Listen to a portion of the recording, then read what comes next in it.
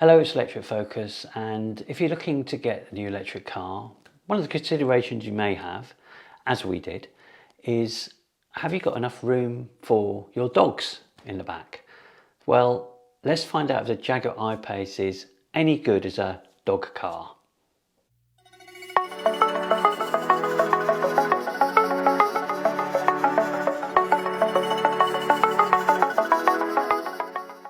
When I was selecting my electric car 3 years ago, there were two key criteria that I had to consider at the time. One was I wanted something with pretty decent range because I was doing quite a lot of driving at the time and longer range, although I actually bought it in lockdown, so all that changed very quickly.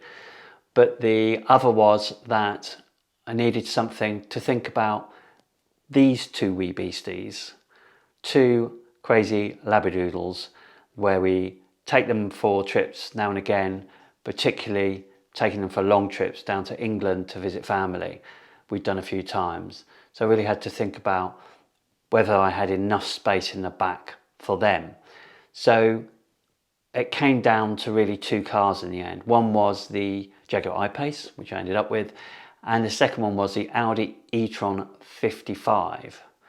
Now, when it came down to practicality, I have to say the Audi e-tron 55 was the better car. It had bigger boot space overall, and it had a flatter back windscreen because it's more like its traditional combustion engine equivalent, whereas the Jaguar I-PACE was always designed as an electric car, and therefore looking for better aerodynamics, I'm sure the back windscreen was angled more, and therefore it reduced the space in the back. So it doesn't make it ideal for dogs because certainly R2, certainly particularly one of them, loves to sit up and look out of the back window. And it does mean that their kind of noses are pushed up against that back window.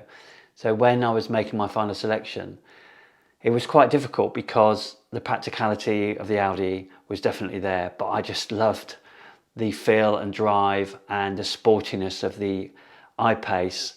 And I actually remember going down to the Jaguar showroom with the dogs to try them in the back of the car to convince myself that there really was going to be enough room. And it was touch and go, really. I remember thinking it's not ideal, but we could probably get away with it. So in the end, I went for it. So how's it been since I've made that decision? Well, what I'd say is that on longer journeys, it's certainly okay. They've been fine. Considering they're fairly large dogs, they can get in the car, no problem, and they can lie down. Both of them can lie down with no problems at all.